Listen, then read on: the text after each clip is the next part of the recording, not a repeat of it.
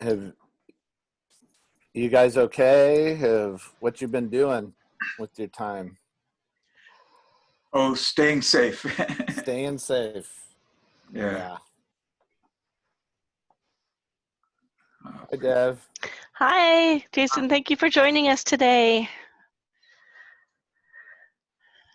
We have a few more minutes, so I'm going to wait before I start putting it live through Facebook. So, how are you doing? Me or Harry? Both. I'm fine. I'm safe at home. Yes. It's an interesting background I love.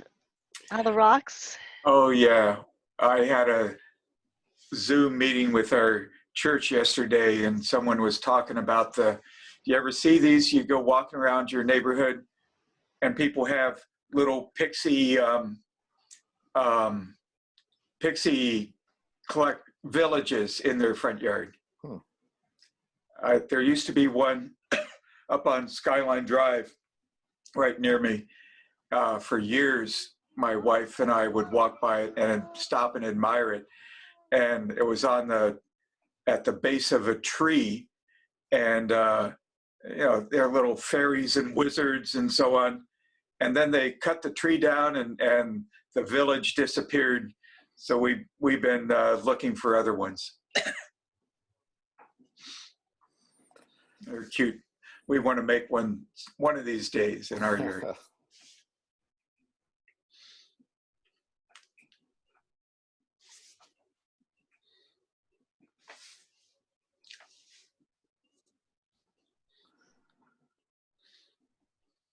Hello.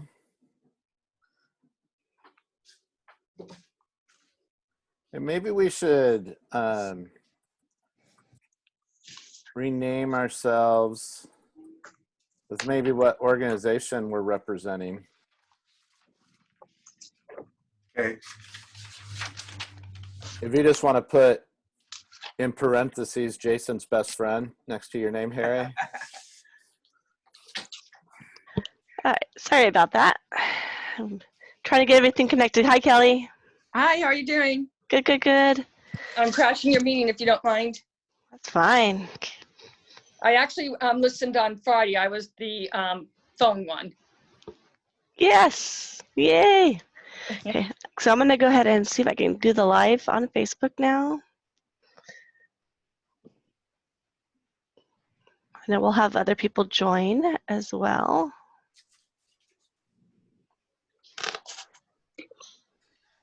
Kelly, do you work for the city? Yes, I do. Okay. Been here since the beginning of February. So I'm working with Brianna on homelessness. So I was in Huntington Beach working on homelessness prior to this. But really excited to be in a city that actually does the right thing. Hey, how much better is Fullerton than Huntington Beach? Way better, right? A ton. It really is. Well, it's my hometown. I grew up there. Oh, nice. So I'm a Fullerton High School graduate. So I don't want to disparage Huntington Beach, but I will by saying what I'm going to say. And I have family from Huntington Beach. But, it seems to me like they're the Florida of the West Coast. they so are. You know, you get like Florida man. It's like same thing. Huntington Beach man. that is one of the reasons when Ken and Matt said, "Hey, do you want to take a job that's not a pay raise and not a new title?" I'm like, "Yes." Well, welcome. Thank you. I'm really excited to be here. But it's been an interesting a little over 3 months since, this virus thing hit. Yeah. So you came right at the beginning of the nightmare. Yes. But a lot of good things are still occurring, so we're really excited. Oh, yeah. I think a ton of good things. Yeah. All right. I am just posting, pushing it through live. It is recording right now. So, and I know that we have a few more other people joining us as well. I'm going to go ahead. I'm making you and everyone a co-host. That means that you can share your screen as you're sharing updates. If you have anything that you wanted to share, you could do that as well. And I want to welcome you. This is our second coffee break with the Fullerton Collaborative. My name is Deborah Stout. I'm the Executive Director. And I'm going to turn it over to Jason, and he's going to lead us in a discussion around the collaborative efforts and some thoughts around how we are working together in the city of Fullerton. Well, if you look on your chat, I have some questions up there, and but really forget them. And what I really want answered is, what do you love most about me? Feeling a little bit low. David, and I don't want you to take up the whole time because I know you have a long list. I feel like I get notes all the time how much he loves me. So now if you want to look at those questions, I think it'd be great to hear, hey, what good things or what's working right now with what you're doing? What are the problems that are hard to find solutions for? And have you been collaborating with other organizations and people, and what are maybe some of the wins with that? And what are your biggest needs right now? So you don't see that chat? I'll try again. Do you see them now? Okay. So Dave, since you have to get going, you want to share? Yeah, sure. It's good to see everybody. Let me go over my list of things I love about Jason first. Just give me a minute. No, I think for us, I think the challenges for us are more just trying to meet a need that's the community is now demonstrating in two key areas. And number one is food, which I think we have a pretty good handle on right now. We're able to meet the demand of people who show up Monday through Friday for food. We've had to alter a lot of how we do food distribution, but we've been pretty successful with what our changes have been. And we get great support from Second Harvest Food Bank and all of our food partners and volunteers that are still dropping off food regularly. It's been really remarkable in that respect, the way the community has really rallied around and our partners have rallied around the food. So I feel like we have a pretty good grasp on the food piece. Rental assistance and help with homeless prevention is a little bit tougher. There are a lot of people that now we have 33 million recent unemployment filees that are in need of rental assistance. We've gotten a lot of resources recently to help with this. So especially from, if I can say it, Anaheim has really given us a lot of resources, but that's for Anaheim specific residents. We're talking to Fullerton about doing some work with them too. So we'll see how all that kind of pans out. But we have other funding mechanisms that have really stepped up and provided quite a bit of resources, which we're really excited about.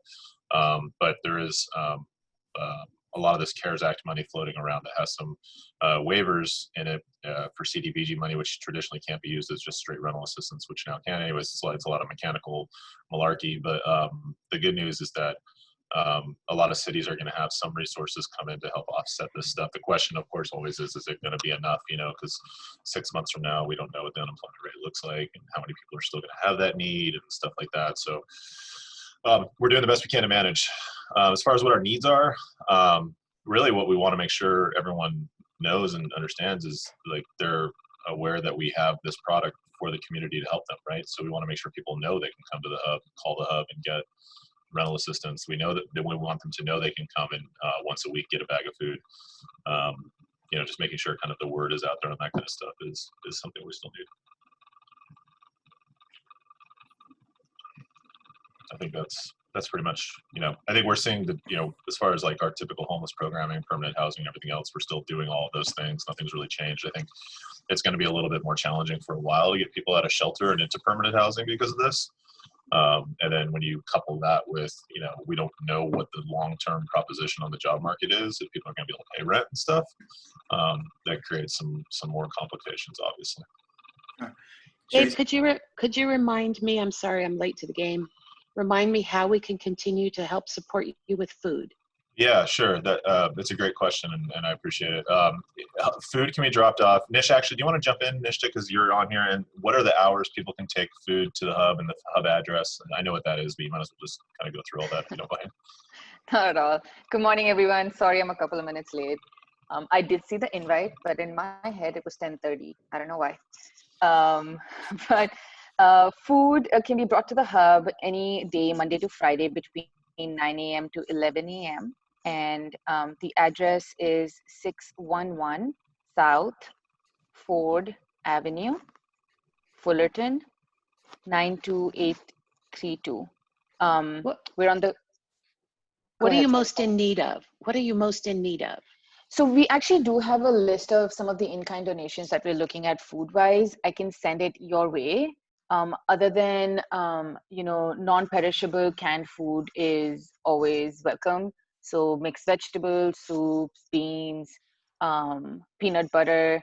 I can email that to David and David can send it out to the group. We're also always looking at cleaning supplies because that's not running, in excess right now in the community. And also hygiene kits. That is something that the community has expressed they're in need of, and that really helps. These are some of the things that we are offering out of the hub right now. And I can send that list out to the group. I was going to say, we actually have been working, we as in myself, I'm working with Anne to get all of your guys' opportunities posted on the Love Fullerton site.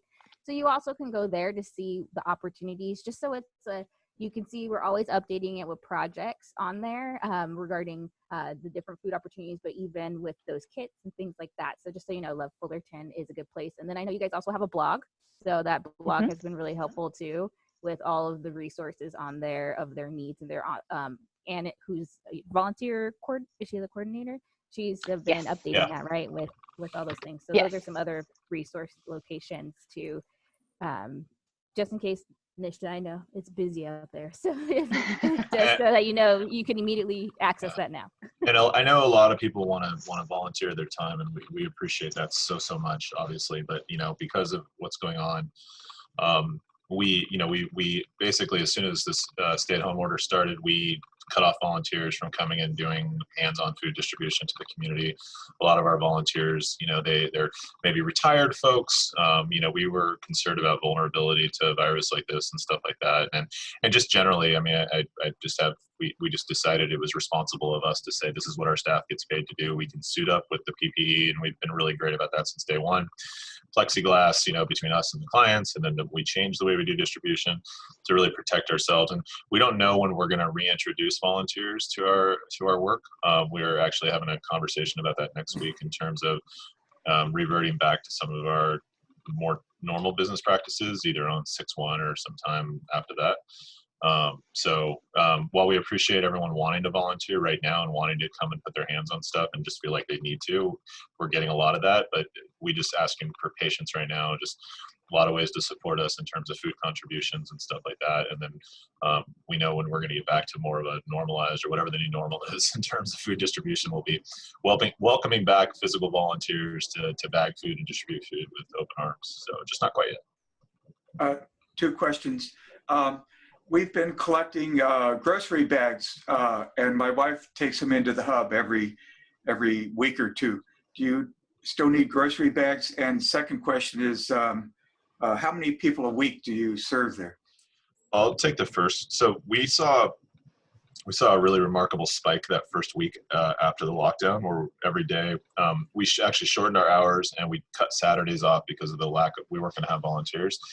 And so we went from about 35 people a day to 150 right after the lockdown started. So a 4.5 or something, I think, times increase is what we saw.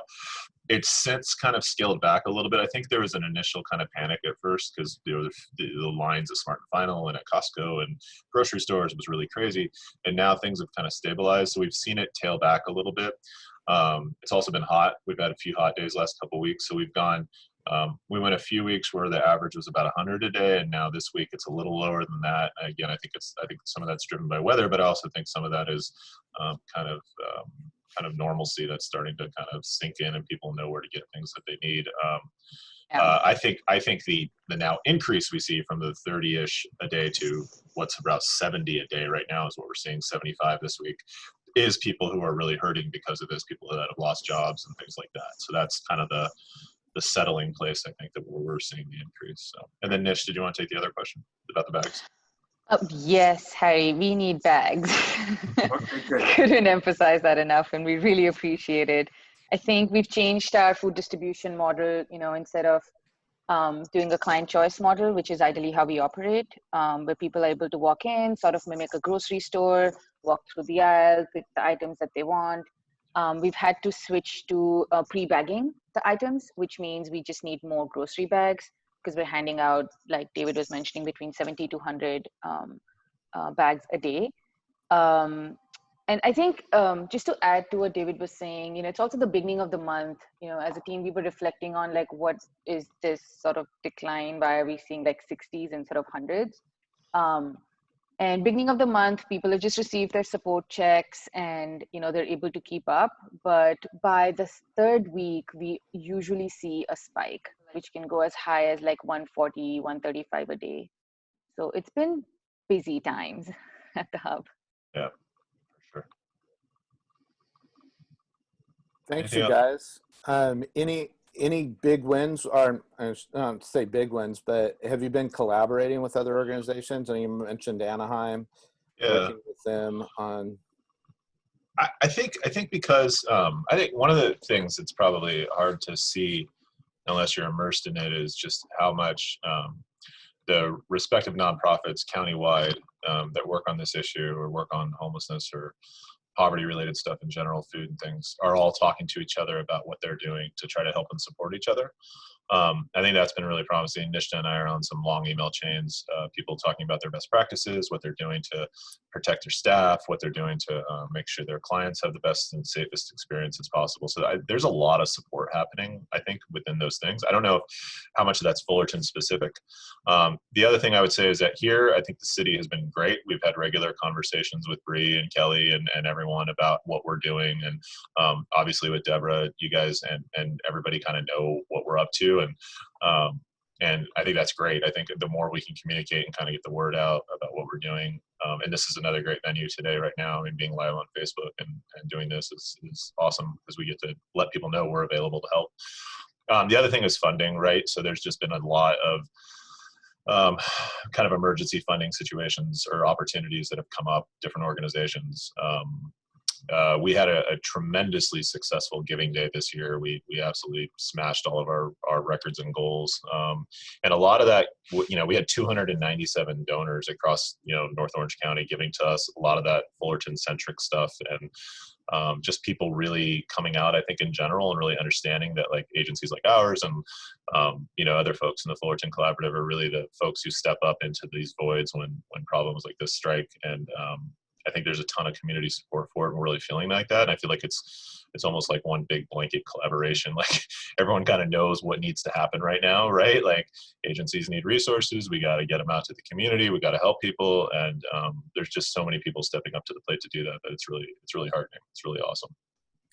I know right at the beginning is, at churches, we're trying to figure out food distribution who've never done it before. And I know you guys helped out in what are some best practices and procedures around that. So thankful for that in your guys' help. So yeah, we had a good talk with EV Free kind of right when all this kicked off. They were doing some stuff with seniors, and I had a meeting with them on Zoom and tried to kind of problem solve or troubleshoot a couple ideas. And then it's been great. They've given back to us by dropping stuff off with us. I think maybe stuff that they had too much of or something. They've been able to kind of boomerang it back around to us, which again, just awesome partnership. Just really respect EV Free trying to step up, and all the churches trying to step up and fill these gaps. And we have another church we work with. Calling us yesterday saying we're going to do an internal drive to raise money for your food pantry. We want to raise $2,000, and I think we can do it. And it's just again, stepping up into these voids and doing this is just amazing. So great. May I just add one thing on the element of some of the resources that we've built up, Jason, to your question, is we have really good capacity right now to help out with prevention needs among the community members. So anyone who might be housed right now, but is just struggling to stay housed, needs help with rental assistance, security deposits, or anything that's keeping them from being homeless, we have built our capacity to be able to respond to that need. So I was also hoping to use this platform to share that word, and please feel free to spread the word. In the chat box, I'll write down the contact details on who's the right person to contact on our team. If you come across any single adult, any family who you think could benefit with these services. Thank you so much, Nishta. Thanks, you guys. I know you said you'd be here for 15 minutes. You're a minute over, but you guys are awesome. Thank you for partnership and all the work you guys are doing. Yeah, thanks for having us. If anyone has any questions, thanks to Deborah and Bree for putting some links in there to stuff we're doing. So we appreciate all of you a lot. And yeah, get in touch with us if you need anything or you have ideas or whatever. Thanks.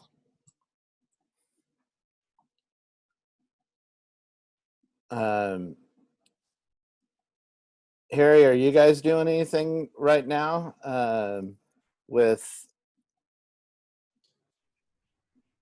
Who, me? Yeah. I'm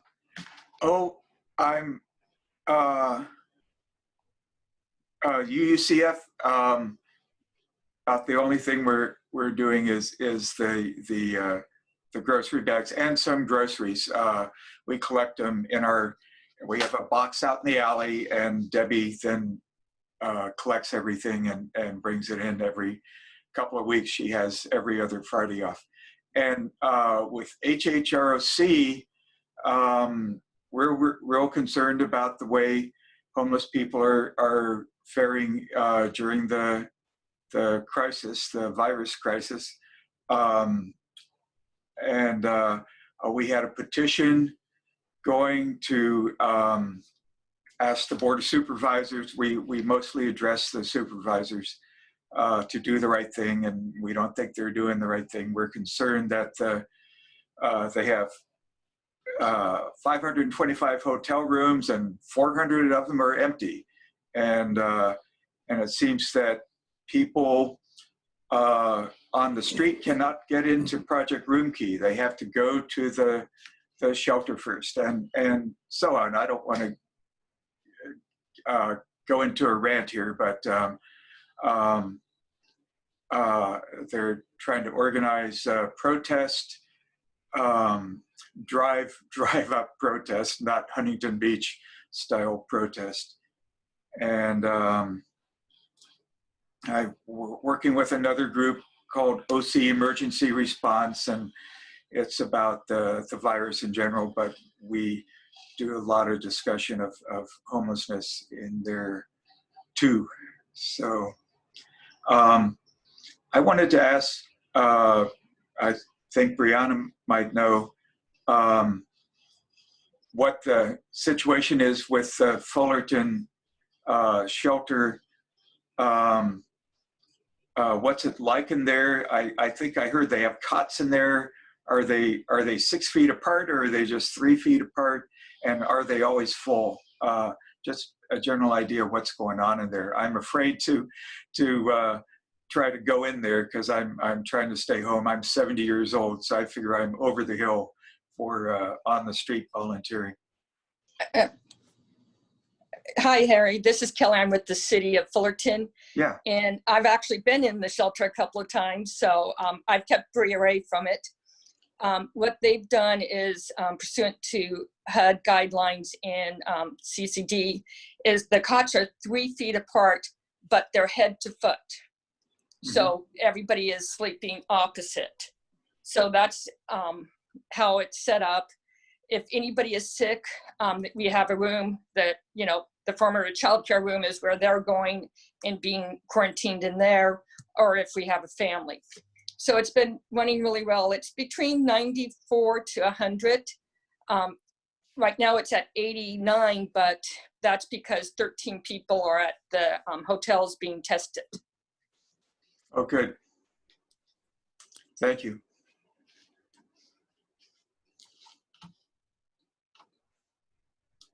Why don't you share? And do you see Mandy's question, Bree? Yes, I was about to answer that. Hi, Mandy. And also, just so you guys know why Kelly said she's keeping me away is because I'm pregnant. So I want you guys to know she's just not trying to keep me away just because. That is the reason why. So baby number 2 on the way, a little life update. Hello, everyone. It's nice to see you all. It's been a while. And yeah, so Mandy, to answer your question, so the Armory, because the National Guard was enacted with everything going on, we had to transition the shelter. You know, the county was looking for an alternate location, and so Fullerton was one of the very few cities that wanted to work with that. And so we have transitioned. It was, I believe, March 24th. We transitioned everyone who wanted to from the Armory to the to Indy Park, Independence Park gymnasium, and they will be it's 20, so since then it's been 24-hour 24/7, so people can be there all day all night. And a lot of you guys probably have seen how to get people in, but due to COVID, we are trying to practice, the county's trying to practice safe distancing and things like that. So it's a referral, it's a call-in system, which has been working, especially trying to make sure we get our liaison officers out there, letting people know if there are open beds, and they're updated every morning on how many beds are available, trying to get people to call into the shelter so that they have that access.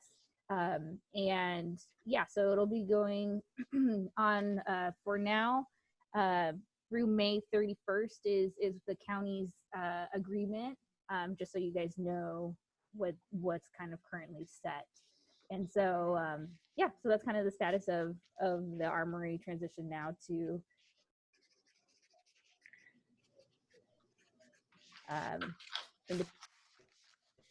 And one thing to add in, since it is arranges transportation.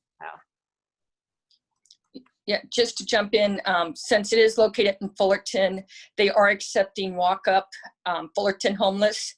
That was one of the agreements we had with the county, because we really wanted to try to make this Fullerton.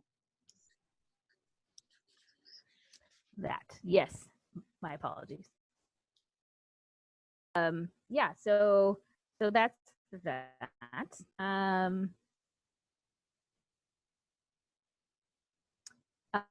Kelly, do you see Mandy's question on the side? I feel like you probably can answer that one better.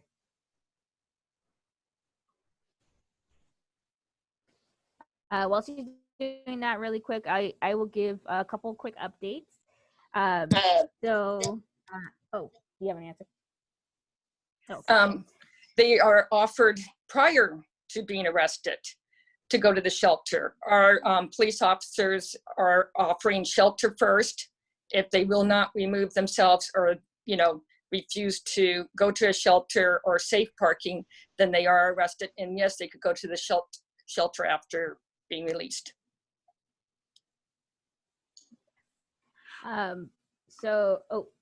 Okay, so now I'm going to do some really quick updates. So we have so safe parking is scheduled to end May 12th. However, we are currently looking at other options to see if there is potential to extend, but nothing's set. Nothing's like we're working on seeing if that's a possibility.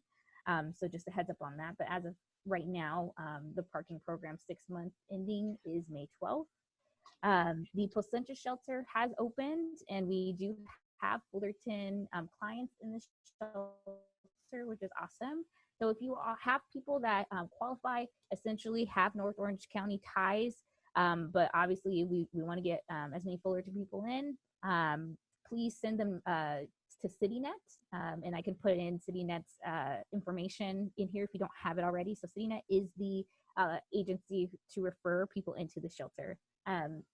In addition, we have put 3 wash stations at the Fullerton Transportation Station. We are trying to figure out the bathroom situation. West Depot, literally receiving calls of people just kind of locking themselves in there. And so for the safety of all altogether, we're really trying to figure out best alternate locations. Have been trying to reach out to churches, and specifically in the downtown area, to see if that's something that they want to take on, just because people may be on the property and there's more of an ability for oversight of that. But we understand that that's a big ask. So that's kind of where we are at as far as restrooms. And then let's see, and make sure I got everything. that is everything I have. Oh, Buena Park is looking to be opened at the end of June, and that's Mercy House is operating that. And Kelly, maybe you could speak into this. So Kelly, just to give an introduction for those of you guys who don't know who Kelly is, she is my boss, and she is the Deputy Community and Economic Development Director. And so she oversees a range of things, which includes homelessness. And she actually worked in Huntington Beach and oversaw an outreach team and different things like that. So she's well versed around homelessness as well. So I'm going to have Kelly take over and share about Buena Park and if there's any updates with that, and then other things that you may have for the city. Can I ask a couple questions? Brianna, you're breaking up. I think you have low bandwidth. If you turn off your video, it might work better. Yes. Thank you. Zoom meetings are always a comedy in progress. But did you say there are wash stations, and porta potties down by the transportation center? And well, can you answer that? I'll have Kelly jump in on these questions since my internet's not reliable. I'll jump in. So we have 3 wash stations down at the transit station. We had to remove the porta potties down there because of all of the illegal activities taking place in them, and the attraction was just not a good item, and they weren't being used for what they were supposed to be, porta potties. So Brianna has been reaching out to the downtown churches to see if there's any room where we could host a porta potty there, because it would have a little bit more people and maybe a little more oversight. So we're still working on that.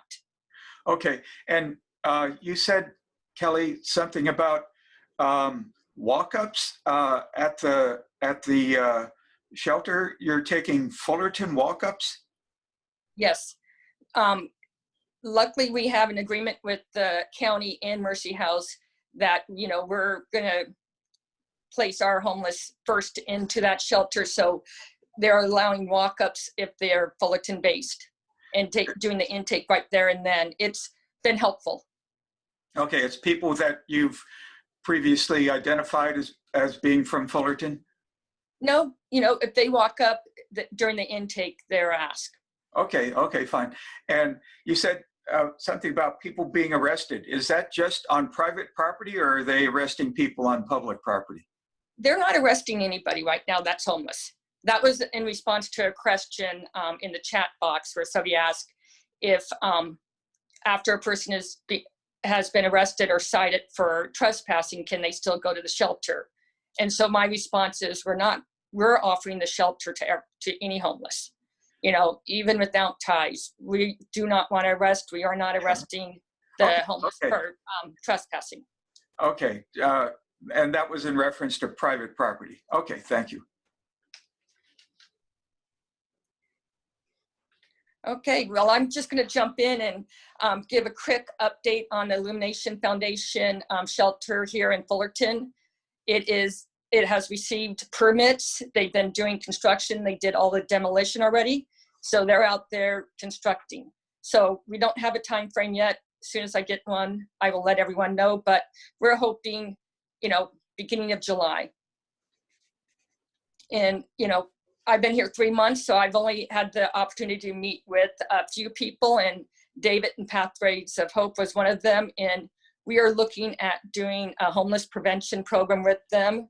We will be going to the City Council on the 19th, and that is with the CDBG CARES funding, where that money would go for homeless prevention. We're recommending some money go for food and food delivery to seniors and to low income. And then also we're looking at potentially a small business micro loan program. And I'm here if you have any questions.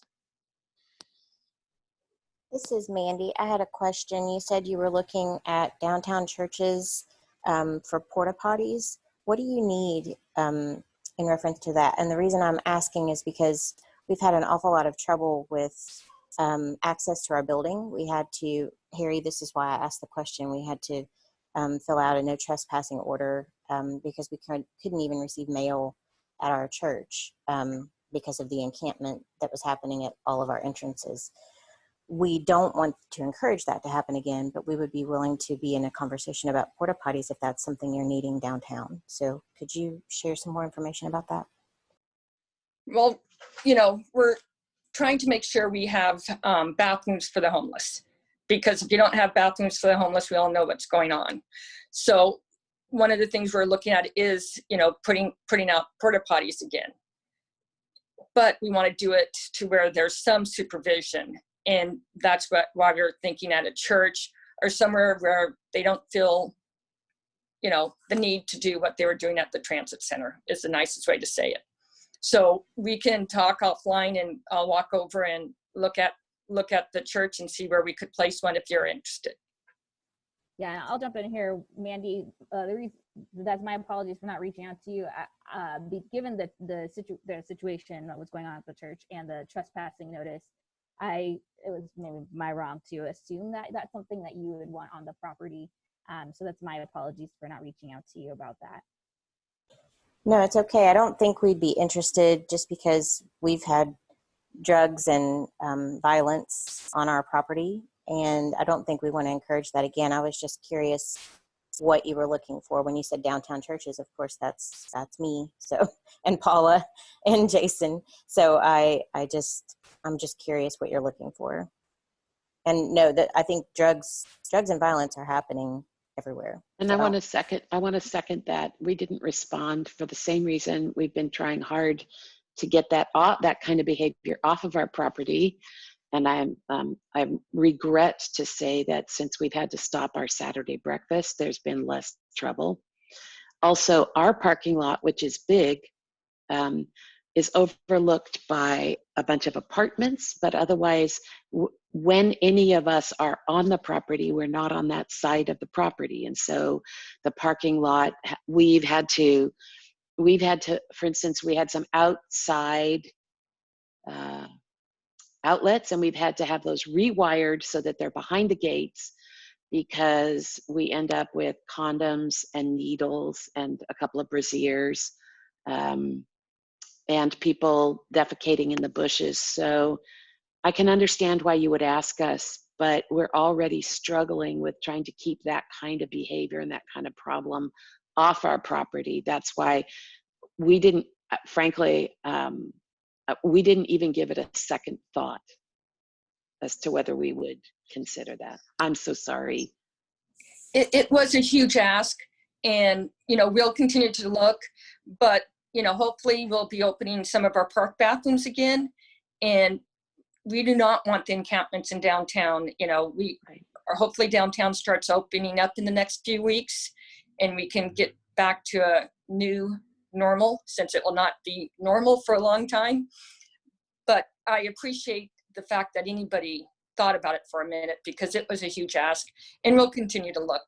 We're not going to stop trying to provide services. And one more question. I don't know if I heard right.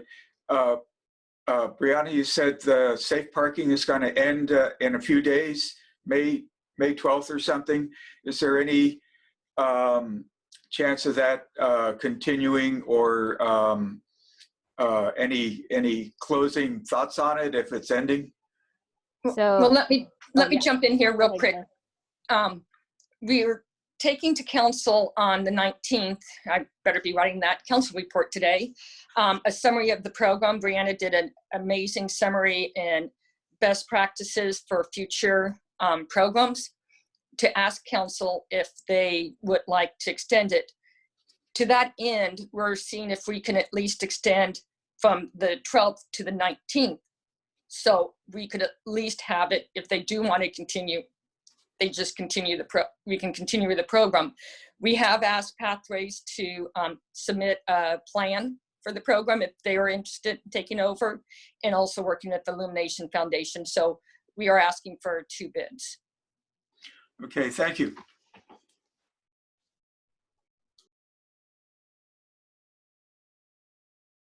Are there any other updates from anyone or questions? I just wanted to find out from the city, is there any wins that you see, or any things that we can help the city out as a community collaboration? I know the churches, is there anything else for the public to help support you in the efforts? Well, something I just realized a win that I meant to share and forgot. Can you guys hear me clear okay? Am I cutting up? Okay.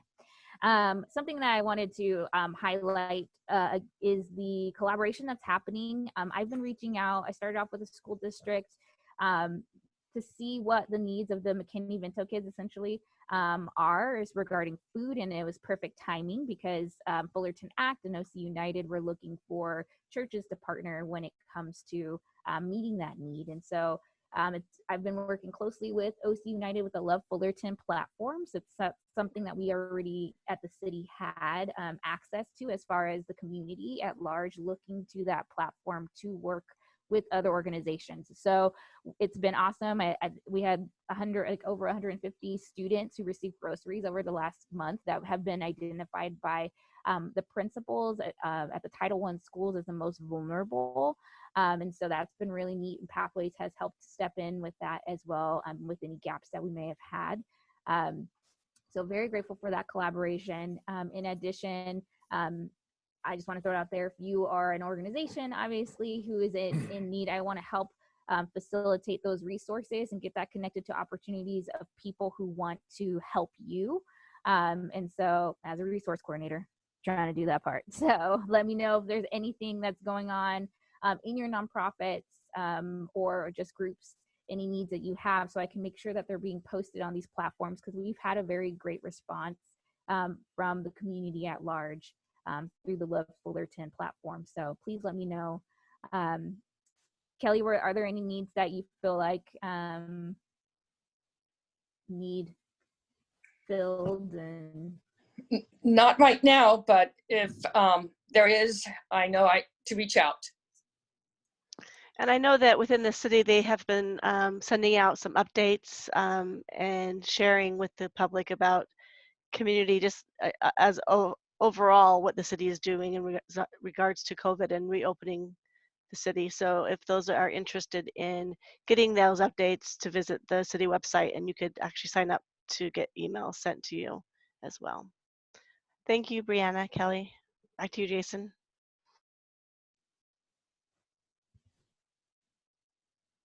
Jenna Lynn? Hi everyone. How is everyone doing? Or I hope everyone's good. I know everyone else is on mute now.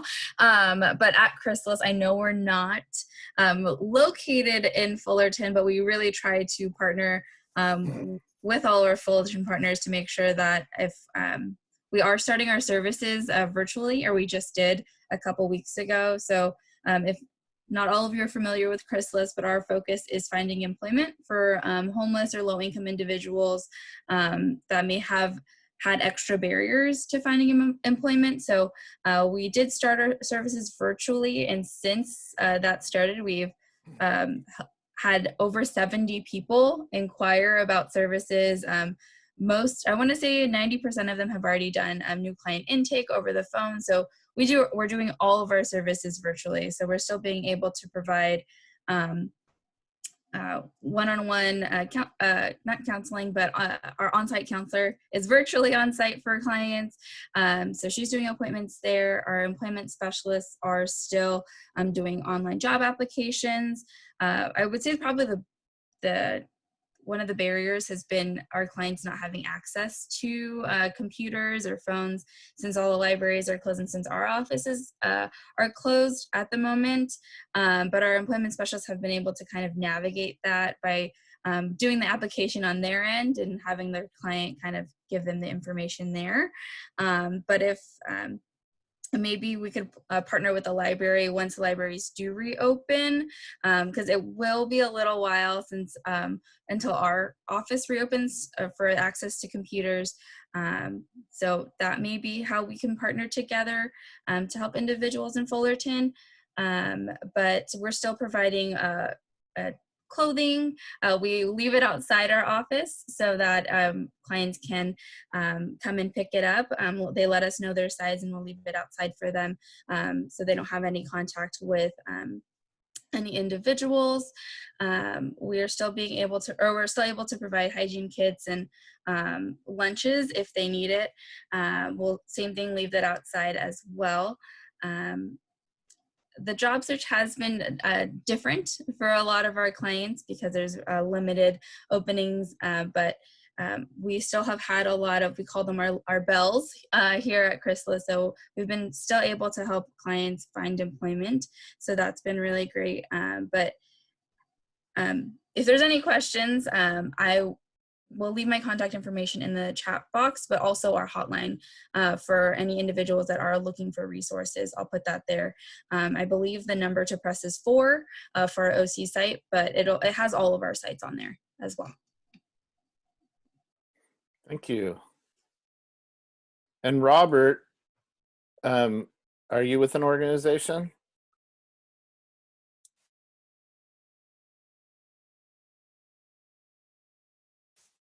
Maybe, maybe not. Bree saying yes. Can you guys hear me now? Oh, now I know who Robert is. Hi, Robert. Hi, I'm with Young Lives Redeemed. Yeah. I recognize the voice, but I just had your name. And just to refresh everybody's memory, we provide support services to homeless former foster youth in Fullerton and all of Orange County. And so I guess our report would be that, we have had an influx of new clients since the outbreak of COVID. And I'm not exactly sure why. It may be that youth that were already tired of living on the street got doubly tired when, all these restrictions happened, and maybe certain other resources they were relying on closed or were no longer available. But in any event, we've been pleased to be able to provide the services that we provide, which are intensive and comprehensive and include things like mental health care and substance abuse treatment and a pathway to independent living. I'd say for challenges, it's similar to Pathways of Hope. We rely quite heavily on volunteers, and we've had to really cut back our volunteer activity because of social distancing. And options like video chat and Skype and so forth aren't really available to our clients because they don't have those technological resources. They might have gone to the library before, but the libraries are closed. When we have done on a trial basis, letting a client use say a laptop, or buying a young person a laptop, that we've had mixed results. Later on in our program, that can work very well. Later on, meaning when they're in the independent living stage, they're going to school, they're working, that sort of thing. But early on, where they're still getting stabilized, the laptops get lost, broken, stolen. So, we have limited resources and we have to be good stewards. But anyway, as far as fundraising goes, the way we do our fundraising is primarily through foundation grants, and they come in the commitments are made the year before. So we budgeted based for this year based on commitments that were made last year, and we've been very blessed to be able to serve more clients and have the funds to do that. The big question will be, what will funding look like this year for a budget for next year? And I don't know yet. We've had some donations come in during COVID, some directly COVID related, some not. So I'm not worried, but we don't know what things are going to look like. Thank you very much. So Vroom, any other questions or? I have a comment. I want to note one thing. Father Dennis Chris from St. Philip Benizi always holds a memorial every month for those who died homeless in OC. And So he got his list from the coroner for last month, and 34 homeless people died in OC last month, which is double the average rate for all of last year, including 4 people in Fullerton are on the list this time. And that's really appalling. I wonder what is driving that. I don't know.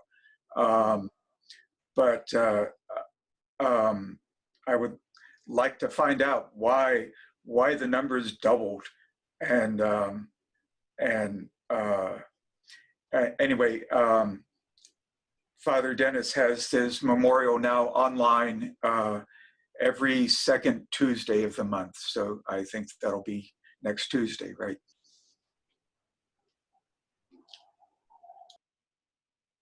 Thanks. Yeah, I think with the lack of eyes out there because everyone's staying home, there's probably less reporting than normal, I would assume.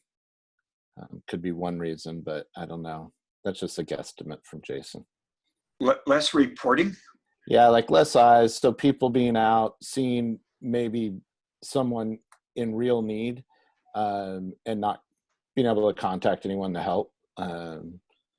So, you know, for our fire and police, those are a lot of calls for service, and I would assume it's less. I don't know if that's true, but with less people out, there's less eyes out there to see, which is really unfortunate. Leaves people more alone and more vulnerable. I only have anecdotal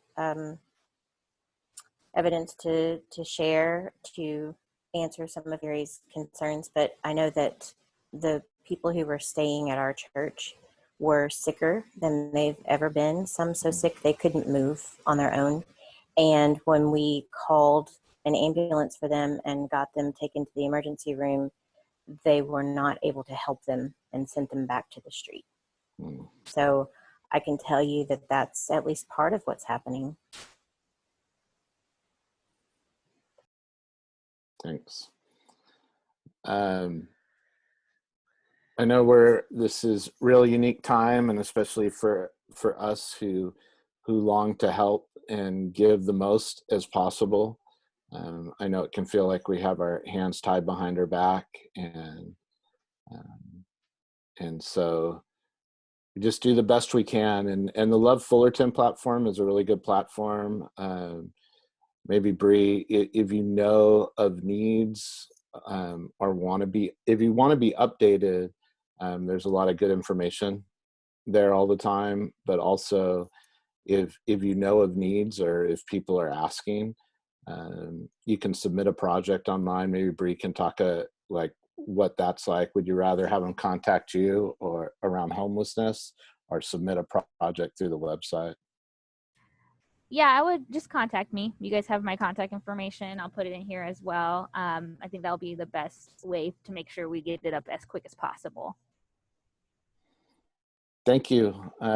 Any final words? I just wanted to thank everyone as well for taking the time today and starting the morning with us. And I also want to invite everyone here along with the public. We have next week our general meeting, which will be on Monday at 2:30, and we will do it virtually again. And I would invite those that are members, that you have the link to join us through Zoom or through the Facebook Live. We have Mayor Fitzgerald joining us along with Assembly Member Sharon Quirk Silva, and they will be providing us ideas and also support on reopening Fullerton and our role as the nonprofits and also the community. How can we engage and make sure it's safe and effective? So I invite you to come to that. We also have 2 other coffee breaks. In a few weeks, we will have education on the 19th at 10 a.m. And I invite you to join us through the Facebook Live, and along with the health and wellness will be on the 27th of May. So I invite you to grab your cup and join us again and watch us and participate as well. I'm sorry. I'm always asking people to repeat what they said. Did you say Sharon and the mayor are going to be on the Zoom on Monday?